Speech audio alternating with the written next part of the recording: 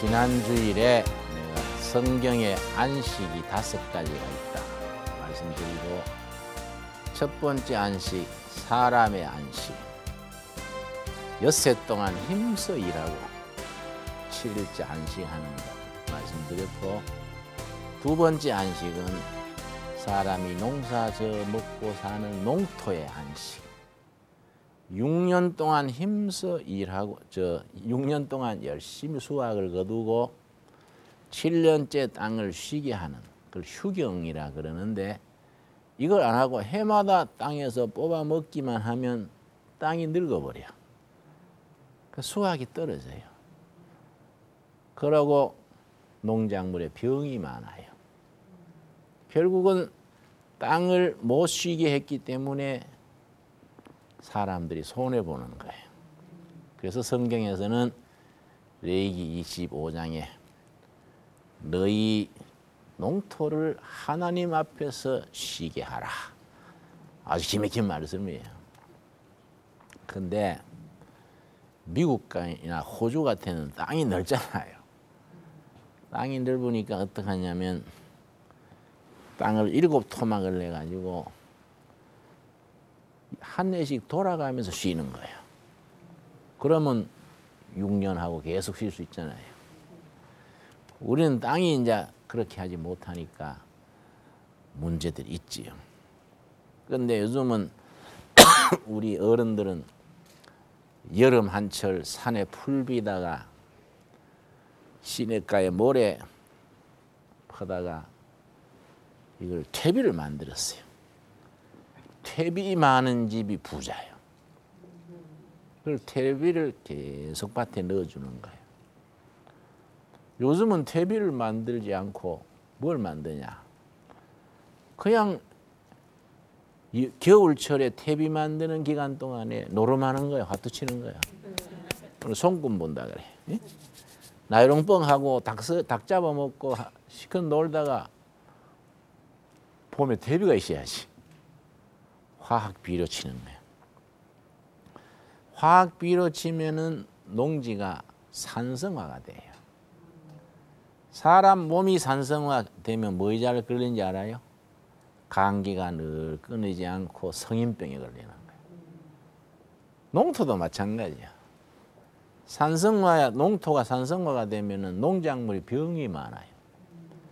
농장이 병이 많으면 뭘 뿌려야 됩니까? 농약을 뿌려. 농약을 뿌리니까 사람이 상하고 농토가 상하고 좋은 균만 다 죽어버리는 게 아니에요.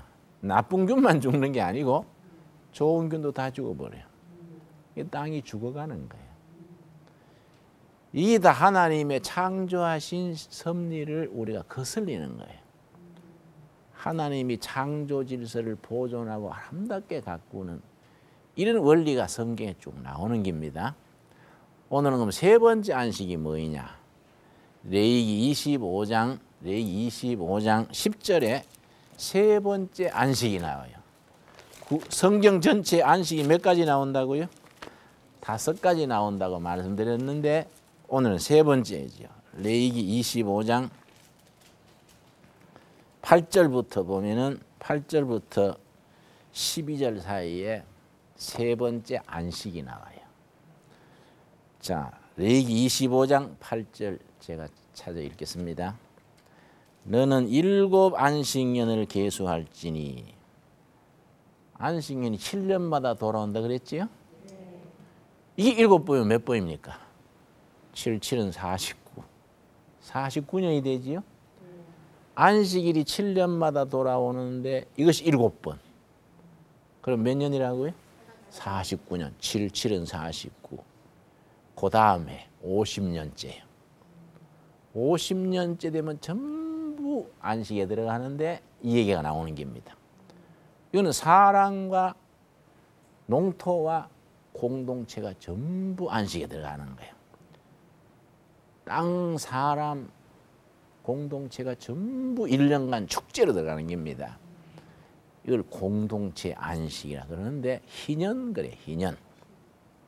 영어로는 The Year of Yobel, 요벨이란 말은 히브리 말로 나팔이요, 나팔. 여러분 영화에 보면 소뿔 같은 거 가지고 뚜 하고 불지요. 그게 요벨이에요. 희년이 오면은 동네마다 뚜 하고 요벨 나팔 불면은 참 농사 짓던 거 전부 놓고 축제로 들어가는 게 이러니까. 땅도 쉬고 사람도 쉬고 전부 쉬는데 거기 아주 기맥힌 게 있어요. 성경이란 건요 깊이가 무궁무진해요. 성경을 우리가 깊이 읽어야 됩니다.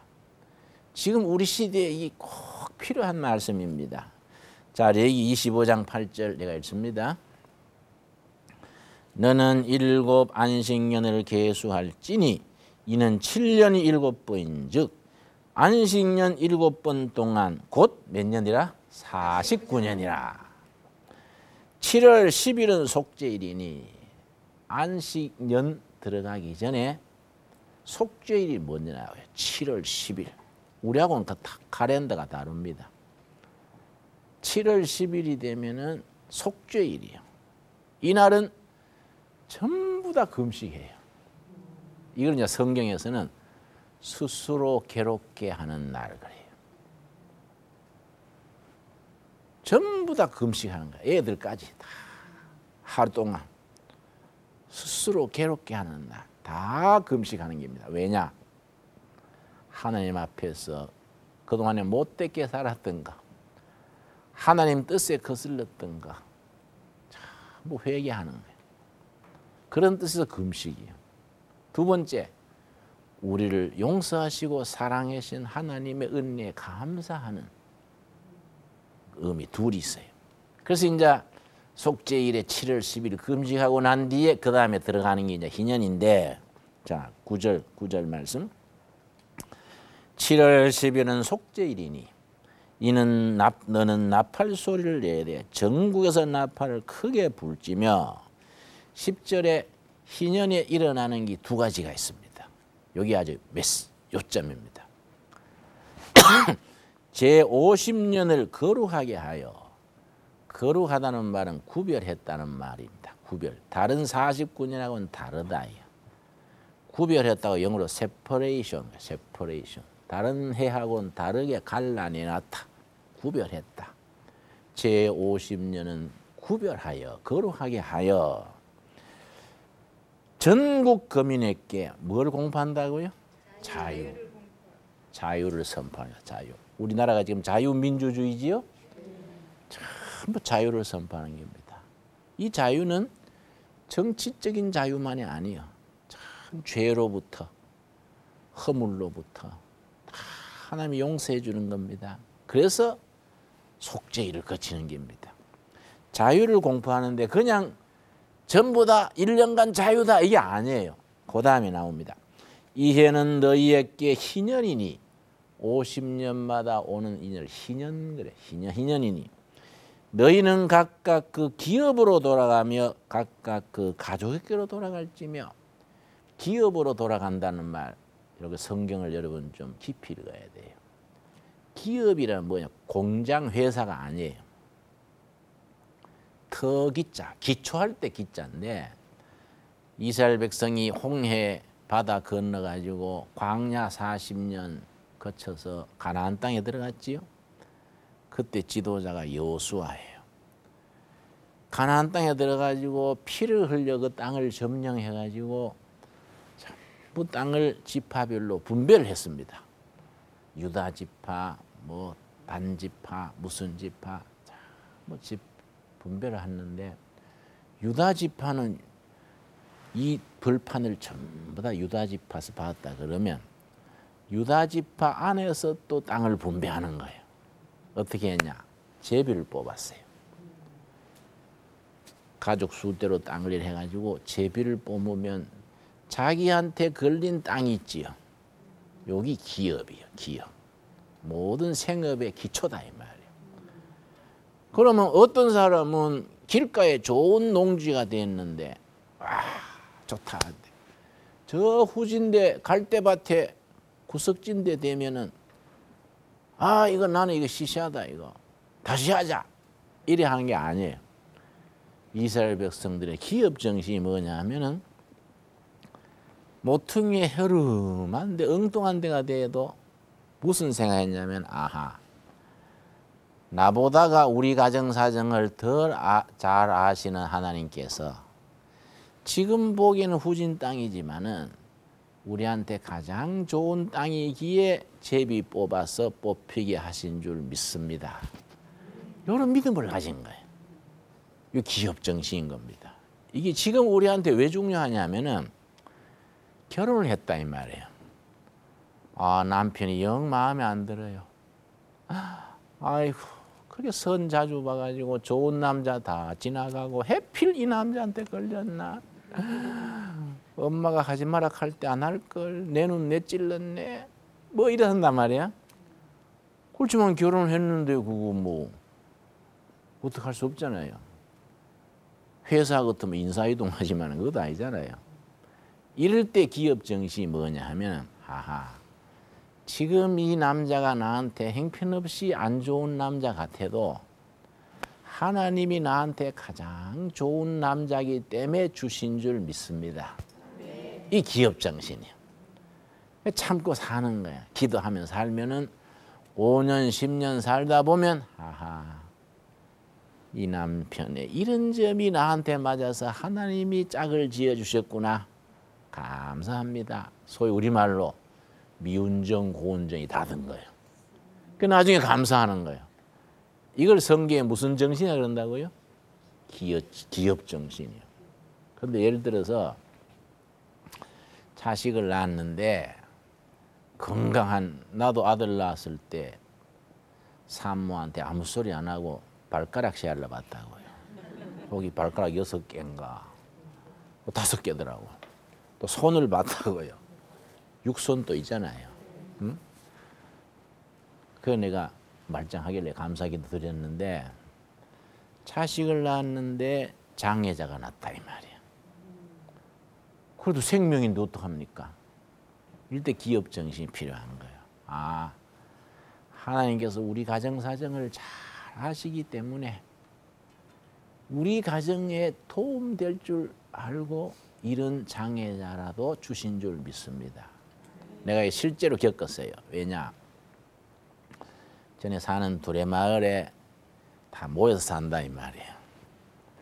서울에서 40된 아주머니가 정신박야가 아들 데리고 왔어요. 목사님, 도저히 우리 집에서 감당 못해서 두레마을에 좀 맡기려고 왔습니다. 생활비는 보내드릴 테니까 좀 맡아주세요. 이런단 말이에요. 보시면 딱해요. 그래서 내가 성도님, 우리가 꼭 맡아야 될 일이면 맡겠는데요. 혹시 이 아이가 자매님 가정에 주신 축복의 기업인 걸 생각해 보셨나요? 그러니까 무슨 말씀인지요? 그래서 이 아이가 정박하지만은 얘를 온 식구가 돌아보면서 사랑하고 얘를 통해서 가정이 화목해지고 하나님의 사랑을 깨닫게 해주는 이게 아이가 될 수도 있는데 그걸 기업이라 그럽니다. 왜 우리 집에는 재수 없이 이런 애가 낳냐? 이런 생각하지 말고 하나님이 우리 집에 보내주신 축복이다. 이래 생각해서 한 달간 더 집에서 데려 있어 보고 정 안 되면 우리가 맡아 드릴게요. 이랬단 말이에요. 이 자매님이 가만히 있더니 아, 그렇겠네요. 그런 생각은 아직까지 안 해봤네요. 내 한번 가족들하고 의논해서 그래 한번 있어 보겠습니다 하고 데리고 가더라고요. 한 3주 지난 뒤에 전화가 왔어요. 목사님, 3주 전에 정바가 아들 데리고 갔던 아무개 집사입니다. 그래서 예, 그동안에 잘 계셨나요? 인사한 뒤에 목사님 감사합니다 그래요. 그 뭐이 감사한데요? 그랬더니 지난번에 아들 데려갔을 때에 우리 가정에 주신 축복이라 생각하고 데려 있어 봤느냐? 기업 정신으로 생각해 봤느냐? 말씀하셨지요. 예, 기억납니다. 그랬더니 우리가 식구들이 모여서 얘를 통해서 하나님의 사랑을 알게 해주시는 축복이 될 수도 있다. 우리 집에 주시는 기업으로 알고 우리가 정말로 가정 예배 드리고 번갈아서 돌보자. 그래 했더니 3주가 됐는데 모두 행복해졌다 해요. 지금은 걔가 우리 집 복덩어리예요. 앞으로 우리 집에 없으면 안 돼요. 둘의 말을 이제 안 맡겨도 우리가 축복으로 감당할게요. 이러는 거예요. 이게 기업 정신이에요. 회사도 회사 취직행도 마찬가지예요. 요새 젊은 사람들 인내심이 없어가지고 회사에 들어갔다가 잘 그만둬요. 그 처음 들어가서 신입사원 때 어려운 걸 못 이기는 거예요. 그런데 신앙인들은 달라야 된다. 마음에 안 드는 직장이라도 하나님이 이 직장에서 나를 통해서 이루시고자 하시는 하나님의 뜻이 있는지 아냐. 내가 마음에 들더라도 헌신하고 봉사하고 열심히 하면 하나님의 영광을 돌리실 거다. 열심히 하는 거예요. 다른 사람보다 10분 일찍이 출근해서 청소하고 늦게 마칠 때 다 문단속하고 열심히 봉사적으로 하면은 그 회사에서 없어서는 안 될 사람 되는 거예요. 그래 안 하고 막 성질 부리고 나가고 직장 옮기고 몇 분 하다 보면은 나중에는 발 붙일 데 없는 거이지요. 이런 게 기업 정신이에요. 자, 이 기업을 여호수아 장군 인도로 가나안 땅에 들어가지고 제비로 뽑아서 자기한테 뽑힌 땅이란 말이에요. 이걸 사고 팔지 못하게 했습니다. 왜냐? 땅 주인은 누굽니까? 하나님이요. 뭐 만든 사람이 주인인데 땅 만든 건 하나님이 만들었다 이 말이에요. 거기에 지주는 잠시 부쳐먹는 소작인이다 이거지. 그걸 쓴 것이 레위기 25장 23절입니다. 레위기 25장 23절 말씀. 23절 말씀. 토지를 영영히 팔지 말 것은 토지는 다 누구 것이라? 네, 하나님께서 내 것이다. 요즘 말로 토지를 투기 대상으로 삼지 말아라. 토지 가지고 부동산 해가지고 떼돈 벌고 이런 짓 하지 마라. 토지의 주인은 하나님이다. 땅을 투기 대상으로 삼지 말아라. 절대 그는 하나님 금하신다. 너희는 나그네여 우가는 자로서 나와 함께 있느니라. 사고 팔지 못하게 했는데 한 가지 길을 열어놨습니다. 그거의 24절이에요. 24절. 너희 기업에 온 땅에서 그 토지 무르기를 허락할지라. 토지를 사고 팔지 못하게 했는데 토지 무르기가 뭐이냐? 가정이 되게 급하거나 환자가 생겨가지고 치료비가 필요하거나 이러면은 땅은 못 파는 대신에 땅의 경작권을 넘기는 거예요. 경작권을. 땅 주인은 하나님이니까 못 팔잖아요. 경작권을 넘기는 거예요. 경작권을 넘겼다가 본인이 돈이 생기면 언제든지 원금만 갖다 주고 찾아오는 게야. 이게 토지 무르기야. 자기가 돈이 없으면 가까운 친척이 대신 돈 내주는 거예요. 그러니까 친척 대신은 예수님의 모습이지. 우리 대신에 핏값을 치르고 구원해 줬지요. 그걸 나타내는 Our kinsman Jesus Christ 그래요. 이 토지 문제가 성경에 아주 중요합니다. 자, 그런데 아까 읽은 25장 10절 다시 보겠습니다. 10절. 제50년을 거룩하게 하여 전국 거민에게 자유를 공포하라. 이 해는 너희에게 희년이니 너희는 각각 그 어디로 돌아가며? 기업. 생의 터전이 되는 기업으로 돌아가며 그 다음 뭡니까? 각각 그 가족에게로 돌아갈지며 감옥 살던 사람, 종으로 팔렸던 사람, 희년 나팔 소리가 울려 퍼지면 전부 감옥에 있는 죄수는 석방시켜요. 종살이 하던 사람 전부 집으로 돌아가요. 토지는 50년 희년이 되면은 경작권이 팔렸던 것이 전부 주인한테로 되돌아가요. 토지 계획이 이루어지는 거예요. 감옥 살던 사람, 종 살던 사람 전부 집으로 돌아가는 거예요. 이거는 자유를 얻는 겁니다. 토지가 전부 주인한테 돌아가는 평등이 이루어지는 겁니다. 자유와 평등이 이루어지는 거이죠. 자, 그런데 우리나라가 이만큼 사는 것은 우리도 모르는 사이에 해방 이후 지금까지 하나님의 법을 두 가지를 지켰기 때문에 우리 남한이 이만큼 산다 그래요. 무슨 말이냐? 성경에 나그네를 대접하라 그랬지요? 6.25 전후에 북한 피난민 나그네가 수백만이 남한으로 왔다고요. 그 사람들 다 이 좁은 땅에서 같이 산 거야. 전 세계에 그렇게 좁은 땅에 짧은 기간에 많은 피난민이 왔는데 같이 살아남은 예는 거의 없어요. 남한이 그래서 복받는다는 거예요. 북한 피난민 나그네들을 잘 받아들여서 같이 살았다. 요즘은 탈북자들이 10,000명쯤 되는데 잘 못 돌보잖아요. 이 고쳐야 돼요. 북한에서 온 탈북자들을 잘 대접해야 우리가 복받는 거예요. 두 번째 뭐냐?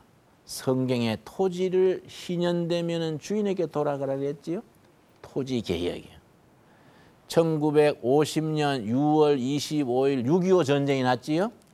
6.25 전쟁 나기 2달 전에 전국에 성경에 비슷한 토지 개혁을 실시했습니다. 그때 이승만 대통령 밑에 조봉암이라는 농림부 장관이 있었습니다. 이 사람이 팀을 짜가지고 농지 개혁을 했어요. 농지를 전부 소작인들한테 주는 거예요. 단군 이래 처음이지. 지주 땅을 전부 소작인한테 주는데 북한에서는 그 2년 전인가 강제로 뺏어가지고 지주는 막 숙청하고 감옥에 놓고 강제로 정부에서 뺏어가 소작인 줬는데 그걸 무상몰수라 그래. 남한에서는 6.25 2달 전에 유상분배예요. 정부에서 값을 쳐가지고 땅값을 주인한테 주고 그 땅을 소작이한테 준 거예요. 유상분배라 그래. 그러니까 6.25 나기 전에 소작인들이 땅을 탔잖아요. 땅을 타고 나니까 2달 뒤에 전쟁이 났다 이 말이에요. 전쟁이 나니까 전국의 소작인들이 단군 이래 처음으로 농토를 받았는데 전쟁에 져버리면 안 되잖아요. 그 자기 받은 땅을 지키려고 살았다는 거예요. 그래서 우리가 6.25 때 공산화가 안 될 수 있었다. 그렇게 쓴 글도 있어요. 물론 유엔군이 도와주고 했었다. 온 국민이 잘 싸웠지만은 그 바탕 중에 하나는 지주한테 땅 받은 소작인들이 자기 땅을 지키려고 싸우고 그 자녀들이 전선에서 싸우고 이래가지고 우리가 땅을 지키고 자유민주주의를 지킬 수 있었다. 이게 우리가 남한이 복받고 잘 사는 두 가지다. 나는 북한을 6번 갔다 왔어요. 너무너무 가난해요. 너무너무. 얼마나 가난한지 몰라요. 내가 북한 돕기를 하는데 10년째 지금 하는데 내가 처음 도울 때 말이에요. 북한이 굶는다는 말을 듣고 중국으로 간 거예요. 중국 가서 두만강 저쪽은 북한이고 이쪽은 중국이지요. 두만강가에 중국 쪽에 뚝에 서가지고 차 세워놓고 우리 일행이 기도했어요. 하나님, 두만강 저편 북한 동포를 도울 수 있는 길 열어주십시오. 간절히 기도했는데 그래 기도하고 차를 타고 다시 지나왔던 중국 마을을 되돌아오는데 누가 우리 차를 세우더라고요. 그 중국 마을에서 누가 우리 차를 세우나고 세웠더니 그 주민이 우리 옆 차에 오더니 우리말 하는 거야. 한경도 사투리로 뭐라는 거 아니. 선생님들 죄송합니다마는 남조선소 오셨습니까? 뭐 이래요. 함경도 사투리 같아요. 예, 그렇습니다. 서울서 왔습니다. 그랬더니 선생님들 죄송하지만은 우리 집에 북조선에서 넘어온 처녀아이 한 명 우리 집에 지금 쉬고 있는데 좀 도와주실 수 있까시요? 뭐 이러더라고요. 우리 안 그래도 북한 돕고 싶어서 기도하고 왔는데 그 말이 귀에 들어오잖아요. 안 그래도 그런 일을 하고 싶어서 다니고 있습니다. 어떻게 도울까요? 그랬더니 그러면은 잠시 차를 요 나무 사이에 좀 가리워 놓고 중국 마을 사람들이 좀 안 보게 해주고 기다려 주세요. 중국 사람들이 북한 탈북자를 보면 신고를 해요. 그러면 조금씩 돈을 받아요. 그걸 탐내가지고 중국 사람들 중에 그래 하는 거야. 돕는 사람도 많은데. 그냥 그 말 듣고 차를 사이길에 넣고 기다렸더니 얼마 했으니까 19살 먹은 북한 아가씨를 데려왔어요. 옷이 남루한 건 말할 것도 없고 머리가 막 흐트러지고 얼굴이 부었어요. 이걸 부항든다 그래요. 부항든다. 사람이 굶으면 처음에는 부어요. 나중에 이제 빠져서 죽지요.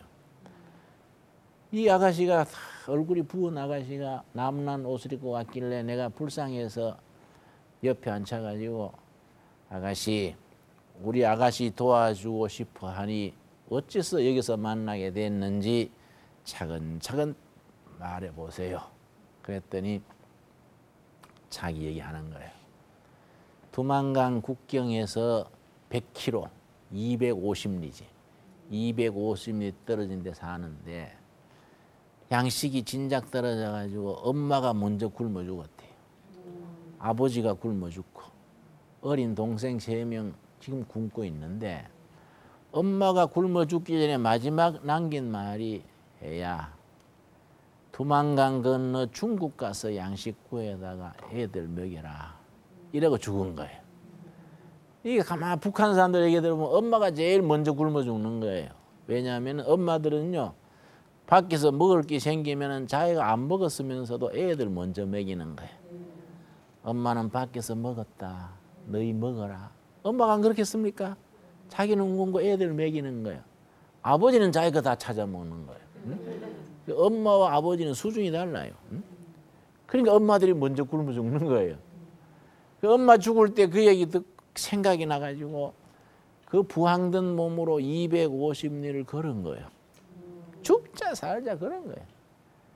두만강가에 소나무밭에 가만히 엎드려 있다가 새벽에 안개가 할 때 두만강을 건넌 거예요. 군인들이 지키니까. 건너가지고 중국 마을에 갔는데 다행히 마음씨 좋은 조선족 동포를 만난 거예요. 조선족 동포. 그 집에서 이제 아침밥 얻어먹고 자는데 깨워서 왔다는 거예요. 그래서 내가 불쌍한 생각이 들어서 아가씨 우리 아가씨를 도우고 싶으니 뭘 도와드리면 좋을까요? 그랬더니 아가씨 뭐라는 거니 옥수수 한 포대만 구해주시라요 이런단 말이야. 그래 내가 아이고 아가씨 그렇게 어렵게 국경 넘어왔는데 좀 많이 도와달라 하지 옥수수 한 포대가 도움이 되겠는가? 그랬더니 아니에요 많이 주셔도 못 가져가요 이래요. 그 부항 든 사람이 옥수수 한 가마에 준다고 가져갈 수 있겠습니까? 옥수수 한 포대만 구해주세요. 자꾸 한 포대 얘기만 하는 거예요. 그래 하도 딱 해서 아가씨 그러면은 옥수수 한 포대 가져가가지고 동생 셋이라면서 며칠 먹고 살겠는가? 정말 가슴 아픈 일이지만은 동생들은 어쩔 수 없이 포기하고 아가씨만 원하면 중국에 살도록 해줄 테니까 여기 있으면 어떻겠냐? 동생들은 막 하늘에 맡기고 잊어버리면 어떡하냐? 그랬더니 아가씨가요 고개를 흔들면서 아니에요. 죽어도 동생들 곁에 가서 죽을래요. 옥수수 한 포대만 구해주세요. 참 너무너무 착해요. 이게 우리 남한이나 북한이나 조선 사람이에요. 조선 사람. 조선 사람이 이렇게 정이 있는 거예요. 중국에 살 길을 열어준다 그래도 동생들 곁에 가서 같이 죽어도 간다는 거예요. 이게 조선 사람의 이 가슴이란 말이 착하고 얼마나 이 착한 백성들인데 북한이 나라 잘못 만나고 지도자 잘못 만나고 공산주의가 아무것도 아닌데 주체사상이라 이거 뭐 헛개비 같은 게인데 그거 매여가지고 속절없이 죽는 거예요. 그 얼마나 불쌍해요. 착하고 불쌍하잖아요. 착하니까 더 불쌍한 거예요. 그래서 내가 아이고 아가씨 그렇게 착한 마음 가지고 잘 살아야지. 미국 돈, 중국 돈, 외국인이 있잖아요. 전부 털어가지고 손에 쥐어주고 아가씨 요거 가져가가지고 절대 굶어 죽지 말고 살아남아라. 요거 떨어지거들랑 동생들 데리고 나오든지 혼자 나오든지 요 중국으로 다시 나와가지고 어디 연락해라. 내가 연락처를 적어준 거예요. 언제든지 도와줄게. 그러고 이제 그랬더니 이거 받아도 될까요? 그래서 아가씨 되고 말고 이거는 동포가 주는 거니까 관계없어요.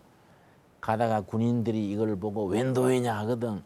중고서 동포가 줘서요. 그럼 거짓말 안 해야 돼 말이야. 남한 동포도 동포니까. 그랬더니 이 아가씨가요.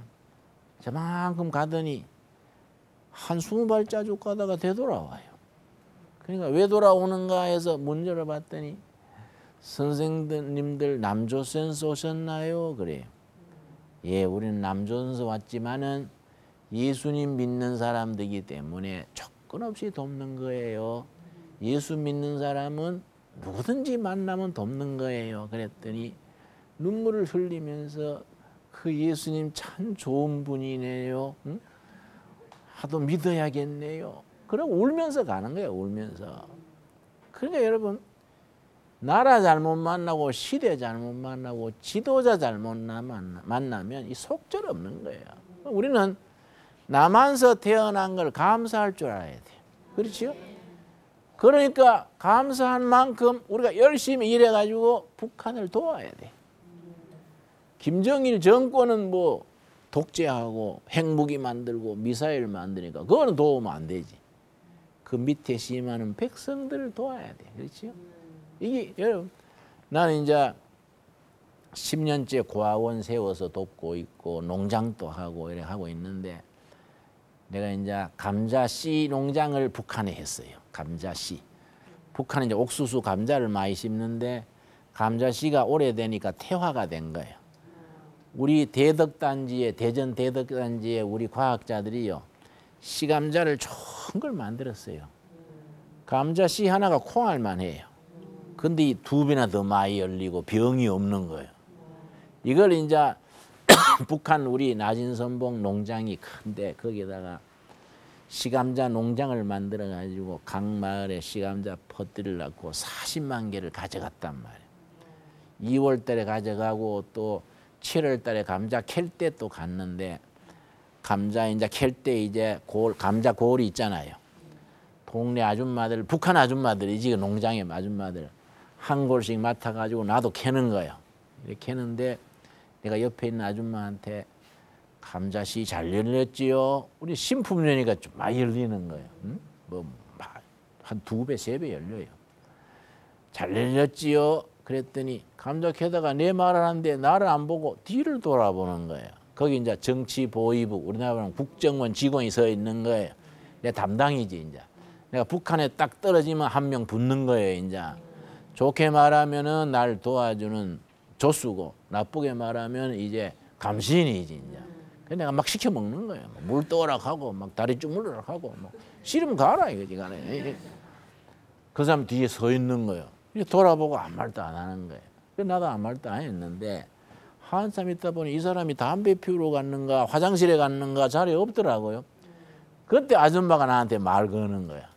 나는 이쪽에 있는데 아줌마는 저쪽으로 보고 남조선엔 거지가 많다디요? 이러는 거야. 그래 나도 저쪽으로 보고 왜 거지가 많아요? 부자가 많지요? 그랬더니 굶어 죽는 사람이 많다면서요. 미제국주의한테 얻어먹는다면서요. 그래서 아이고 아줌마 잘못 들어서요. 미제국주의자 얼마나 욕심 많은데 그냥 주나요? 그 얻어먹는 게 아니고요. 테레비 만들고 자동차 만들어 가지고 팔아 가지고 양식 사오는 거라요. 남조선도 북조선처럼 양식 모자라는 거는 같은데요. 자동차 만들어서 팔아서 사오는 거지요. 그랬더니 자동차도 만드는가요? 그래서 아이고 남조선 자동차가요 세계에 잘 팔려서 쌩쌩 잘 다녀요. 그랬더니 아이고 듣던 거하고는 다른 갭이요. 그래서 다르지요. 나도 남조선서 들을 때 북조선은 다 굶어 죽은 줄 알았는데 와보니 아줌마도 있잖아요. 그러니까 아 그러네요. 자주 오시나요? 오라버니 얼마나 친해지는지 몰라요. 얼마나 좋아하는지. 뭐 몇 번 만나면 오라버니. 그 농장이니까 우리 식구가 3명이 가지고 3년 같이 농사 지은 거예요. 우리 식구가 3년 살면서 주민들이 너무 좋아하고 잘 되니까 뭐 높은 사람이 나가라 하더라고요. 주민들이 좋아하니까. 처음에 가면은 모른 척해요 주민들이. 2번째 가면 고개를 숙여요. 3번째 가면 뭐 남자들은 형님 왔을까? 그러고 여자들은 오라버니. 아 그래 친해요. 그런데 내가 한 점심 이래 먹는데 젊은 청년이 내 옆에 있다가 옆구리 쿡 찌르고서는 자기 따라오라는 거야. 갔더니 밭 한쪽 귀퉁이에 호미로 파니까 농심라면 있죠. 농심라면. 농심라면 껍데기를 땅에 묻어놨어요. 그게 웬기요? 하니까 그 낮은 선봉 바닷가란 말이에요. 바닷가의 파도에 농심라면 껍데기가 밀려온 거예요. 그걸 주워서 보니까 우리 한글인데 보니까 인쇄가 잘 됐거든요. 이걸 밭둑에다가 묻어놓고 가끔 보는 거예요. 남조선 잘 사는구나. 그래서 북한에서는 라면을 꼬부랑국수 그래요. 꼬부랑국수. 남조선 꼬부랑국수 맛있다는 게 다 알려졌어요. 그래서 막 누구든지 꼬부랑국수 한 상자면 안 되는 게 없어요. 최고 이거는 뇌물이 남조선 꼬부랑국수 한 박스. 이 인쇄가 이 알록달록 예쁘잖아요. 그래서 남조선 실력이 있수다. 이 인쇄 잘 나왔어요. 이거는요 일회용품이라서요 이 대충 하는 거예요. 진짜는 잘합니다. 그랬더니 이보다 더 잘한 것도 있나요? 이거는 일회용이라니까. 일회용이 뭔데요? 한 번 쓰고 버리는 게 일회용. 그러니까 이 아까운 걸 버리는가요? 자기는 땅에 묻어놓고 보는 거예요. 여러분 그거 너무너무 불쌍해요. 그런데 우리가 이제 북한에서 이런저런 사정으로 중국으로 몽고로 도피하는 사람들을 데려오잖아요. 우리도 이제 뭐 한 500명 데려왔어요. 몇 년 동안에. 그랬는데 그중에 모자가 있어요. 모자. 그 우리 교회에 와가지고 한국 오기까지 얘기를 간증했어요. 우리가 또 교인들이 눈물 흘리더라고요. 32살 먹은 아들이 먼저 함경도에서 중국으로 피했어요. 중국에서 누구를 만났냐면은 미국에서 갖는 교포 선교사를 만난 거예요. 조선 동포. 만나가 이분이 이 32살 청년을 잘 대우하면서 성경을 가르쳤어요. 예수님을 영접하게 했어요. 예수님을 영접하고 복음을 깨달으니까 기쁘다 이 말이에요. 자기는 복음을 제대로 깨닫고서는 내가 조국에 다시 들어간다. 들어가면 위험하지 않느냐 그러니까 아니다. 내가 조국에 있었으면 굶어 죽었을 텐데 중국 나가가지고 예수님을 만나게 됐으니 복음 전하다가 죽으면 영광이다. 제대로 이제 믿은 거예요. 그래서 다시 들어갔어요. 자기 고향으로. 가서 자기 어머니한테 전도한 거야. 얼마나 반갑겠습니까? 오마니, 거기서 어머니를 오마니 그래요. 오마니 나는 중국 가서 하나님을 믿게 되시오. 오마니 우리 집안 또 하나님을 믿어야 합니다. 이랬다 이 말이야. 어머니가 그 말 듣더니 펄썩 땅에 주저지면서 눈물을 줄줄 흘리면서 하나님 감사합니다. 우리 아들이 하나님을 알게 되다니요. 이러고 눈물 흘리는 거야. 어머니 하나님을 알고 계셨시요? 그러니까 얘야 우리 공산당 들어오기 전에 너 친가 외가 3대째 교인이다. 공산당 들어온 뒤에 차마 위험해서 내가 딸들한테는 하나님 다 가르쳤는데 아들들은 너무 위험해서 못 가르치고 기도만 했다. 근데 네가 중국 나가서 하나님을 만나게 되다니 얼마나 감사하냐. 모자가 붙들고 울은 거예요. 모자가. 그 뒤에 이제 자기 친척들 전도한 거예요. 비밀리에 전도했는데 정치보위부 친척 한 명을 전도한 거예요. 이거 말하면 국정원이지요.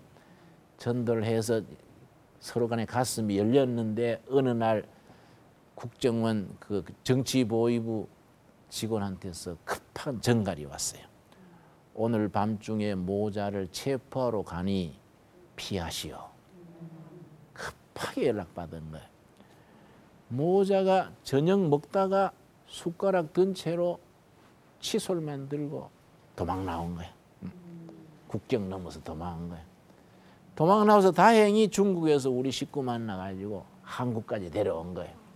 데려와서 이제 우리 교회 와서 그간의 과정을 얘기를 하니까 우리 교회들이 은혜 받잖아요. 같이 눈물 흘리고 했는데 여러분 우리가요 이 성경 말씀에 희년은 자유와 평등이 같이 있는 거예요. 하나님의 나라는 자유가 있고 평등이. 희년에 대해서 희년 나팔 소리 뚝 울려 퍼지면 뭐를 공포하라고요? 자유를 공포하라. 근데 그 자유 공포하는 데는 두 가지다. 기업이 팔렸던 경영권이 넘어갔던 기업이 다 주인한테로 되돌아가고 감옥 살던 사람, 총살이 하던 사람 전부 가정으로 해방돼 돌아간다. 이 속에 자유가 이렇게 자유와 평등이 같이 어우러지는 성령 공동체예요. 성령 공동체. 그러니까 우리가 성경대로 진실되게 살면은 그 속에 자유가 있고 평등이 있고 하나님의 나라가 그 위에 깃드는 거이지. 이런 거이 우리가 하나님이 주신 축복이란 말이에요. 그런데 우리가 뭐 믿는 사람들도 그 자유를 못 누리고 서로 간에 평등을 못하고 하면은 하나님께서 그거는 기뻐하지 않으시지요. 그래서 이 예수님이 이 땅에 오셔가지고 내가 이 땅에 왜 왔느냐? 누가복음 4장에 예수님이 자신이 오신 이유를 설명했습니다. 누가복음 4장 예수님이 고향 가셔가지고 내가 이 땅에 왜 왔느냐? 그 설명하실 때 희년을 선포하러 왔다. 누가복음 4장입니다. 누가복음 4장 16절 말씀. 누가복음 4장 16절부터 21절 사이에 예수님이 고향에 가셨어요. 나사렛 고향에 가셔가지고 자기 자란 동네 사람들 모아놓고 심각하게 말씀을 전할 때 내가 이 땅에 왜 왔다. 자신의 정체성 그래요. 예수님의 아이덴티티라 그래요. 정체성을 말씀하시면서 18절 말씀. 누가복음 4장 18절 제가 읽습니다. 주의 성령이 내게 임하셨으니 이는 가난한 자에게 뭐를 전한다고요? 복음을. 가난한 자들에게 복음을 전하게 하시려고 내게 기름을 부으시고 나를 보내사 기름 부었다는 말은 두 가지입니다. 사명감을 줬다. 둘째, 사명을 감당할 능력을 줬다. 이게 기름 부었다는 거예요. 기름 부으시고 나를 보내사 포로된 자에게 자유를 눈먼 자에게 다시 보게 함을 전파하며 눌린 자를 뭐하게 하고? 자유케 하고. 여러분 예수님의 이름으로 북한 동포들을 자유하게 하는 일에 우리 헌신해야 안 되겠습니까? 우리 기도해야 돼요. 북한 그 백성들을 돕는 일이 났어야 돼요. 그러나 핵무기 가지고 막 미사일 만들고 막 떵떵거리고 남조선 불바다로 만든다. 이런 지도자는 물러가도록 기도해야 돼요. 그 백성들을 자유케 하는 일에 우리가 기도하고 헌신해야 돼요. 그 다음에 19절이 이제 요점이죠. 아까 이제 우리 레위기에서 읽은 그 말씀이죠. 우리 한번 같이 읽겠습니다. 주의 은혜의 해를 전파하게 하려 하심이니라. 은혜의 해가 희년이야. 희년. 그 희년을 선포해서 복음 안에서 자유와 평등을 누리게 하는 세상. 예수님이 선포하는 세상이 하나님의 나라예요. 우리가 모두 이 일에 힘이 있는 대로 없는 대로 같이 쓰임받을 수 있기를 바랍니다.